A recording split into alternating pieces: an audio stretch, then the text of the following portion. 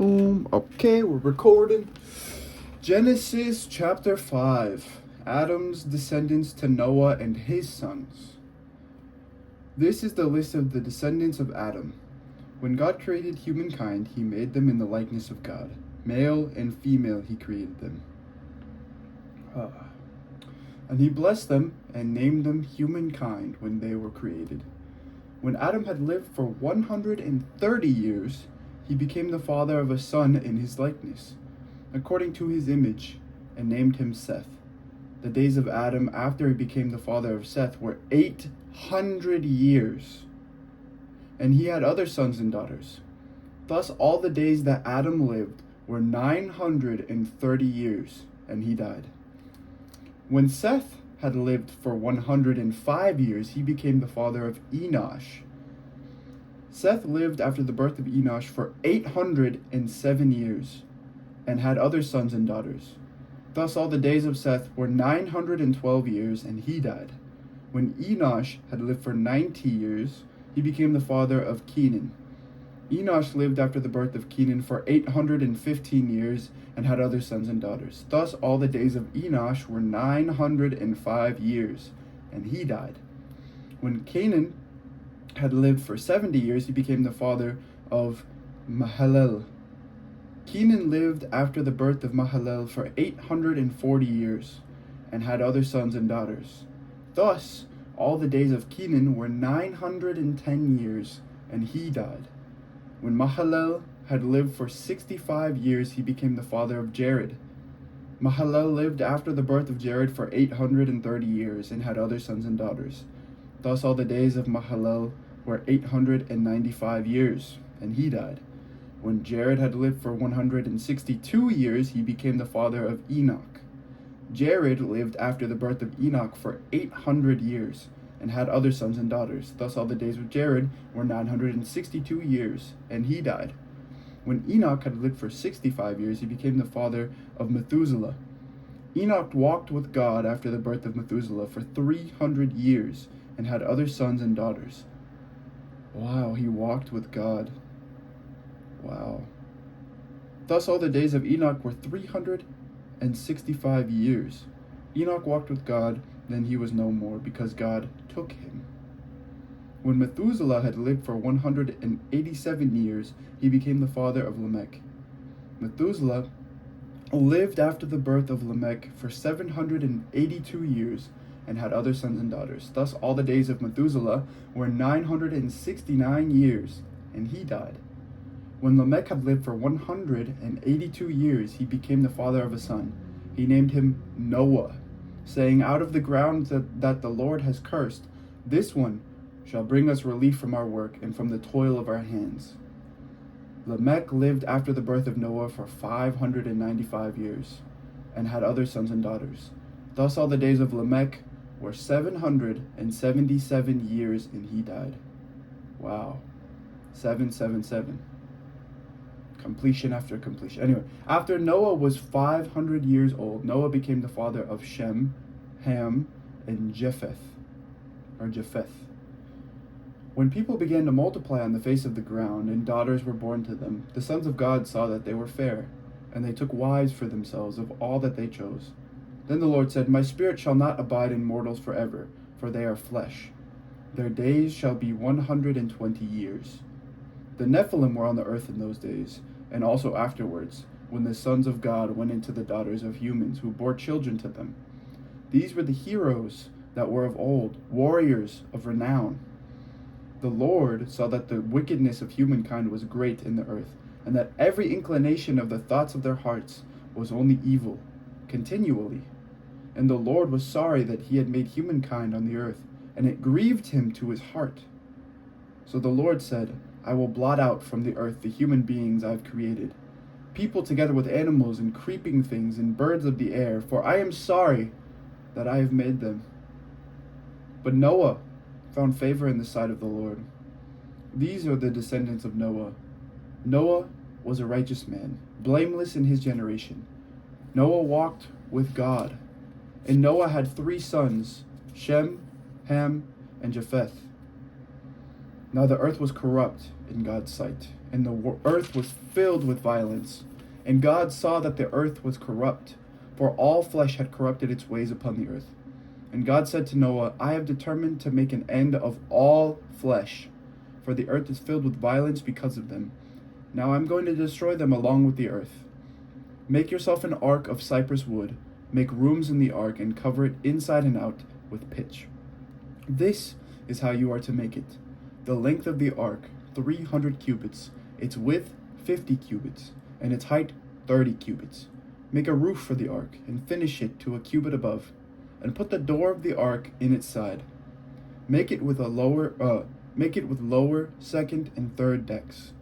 For my part, I am going to bring a flood of waters on the earth, to destroy from under heaven all flesh, and which is the breath of life. Everything that is on the earth shall die. But I will establish my covenant with you, and you shall come into the ark, you, your sons, your wife, and your sons' wives with you. And of every living thing, of all flesh, you shall bring 2 of every kind into the ark, to keep them alive with you. They shall be male and female. Of the birds according to their kinds, of the animals according to their kinds, of every creeping thing on the ground according to its kind. 2 of every kind shall come into you, to keep them alive.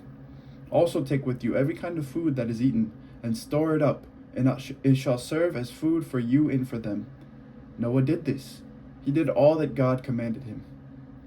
Then the Lord said to Noah, Go into the ark, you and all your household, for I have seen that you alone are righteous before me in this generation. Take with you 7 pairs of all clean animals, the male and its mate, and a pair of the animals that are not clean, the male and its mate, and 7 pairs of the birds of the air also, male and female, to keep their kind alive on the face of all the earth. For in 7 days I will send rain on the earth for 40 days and 40 nights, and every living thing that I have made I will blot out from the face of the ground. And Noah did all that the Lord had commanded him. Noah was 600 years old when the floods of waters came on the earth, and Noah with his sons and his wife and his sons' wives went into the ark to escape the waters of the flood. Of clean animals and of animals that are not clean, and of birds, and of everything that creeps on the ground, 2 and 2, male and female, went into the ark with Noah, as God had commanded Noah. And after 7 days, the waters of the flood came on the earth. In the 600th year of Noah's life, in the 2nd month, on the 17th day of the month, on that day all the fountains of the great deep burst forth, and the windows of the heavens were opened. The rain fell on the earth for 40 days and 40 nights. On the very same day Noah with his sons, Shem and Ham and Japheth, and Noah's wife, and the 3 wives of his sons, entered the ark. They and every wild animal of every kind, and all domestic animals of every kind, and every creeping thing that creeps on the earth, and every bird of every kind, every bird, every winged creature. They went into the ark with Noah, 2 and 2 of all flesh, in which there was the breath of life. And those that entered, male and female of all flesh, went in as God commanded him, and the Lord shut him in. The flood continued for 40 days on the earth, and the waters increased and bore up the ark, and it rose high above the earth. The waters swelled and increased greatly on the earth, and the ark floated on the face of the waters. The waters swelled so mightily on the earth that all the high mountains under the whole heaven were covered. The waters swelled above the mountains, covering them 15 cubits deep, and all flesh died that moved on the earth, birds, domestic animals, wild animals, all swarming creatures that swarm on the earth, and all human beings, everything on dry land in whose nostrils was the breath of life, died. He blotted out every living thing that was on the face of the ground. Human beings and animals and creeping things and birds of the air, they were blotted out from the earth. Only Noah was left, and those that were with him in the ark. And the waters swelled on the earth for 150 days. Wow. But God remembered Noah and all the wild animals and all the domestic animals that were with him in the ark. And God made a wind blow over the earth, and the waters subsided. The fountains of the deep and the windows of the heavens were closed. The rain from the heavens were restrained, and the waters gradually receded from the earth. At the end of 150 days, the waters had abated. And in the 7th month, on the 17th day of the month, the ark came to the rest of the mountains of Ararat. Ararat? I don't know how you say this. Ararat. The waters continued to abate until the 10th month. In the 10th month, on the first day of the month, the tops of the mountains appeared. At the end of the 40 days, Noah opened the window of the ark that he had made and sent out the raven, and it went to and fro until the waters were dried up from the earth. Then he sent out the dove from him to see if the waters had subsided from the face of the ground. But the dove found no place to set its foot, and it returned to him to the ark, for the waters were still on the face of the whole earth. So he put out his hand and took it and brought it into the ark with him. He waited another 7 days, and again he sent out the dove from the ark. And the dove came back to him in the evening, and there in its beak was a freshly plucked olive leaf. So Noah knew that the waters had subsided from the earth. Then he waited another 7 days and sent out the dove, and it did not return to him any more. In the 601st year, in the first month, on the first day of the month, the waters were dried up from the earth. And Noah removed the covering of the ark and looked, and saw that the face of the ground was drying. In the second month, on the 27th day of the month, the earth was dry. Then God said to Noah, "Go out of the ark, you and your wife, and your sons' wives with you. Bring out with you every living thing that is with you of all flesh, birds and animals and every creeping thing that creeps on the earth, so that they may abound on the earth and may be fruitful and multiply on the earth." So Noah went out with his sons and his wife and his sons' wives. And every animal, every creeping thing, and every bird, everything that moves on the earth, went out of the ark by families. Then Noah built an altar to the Lord, and took of every clean animal and of every clean bird, and offered burnt offerings on the altar.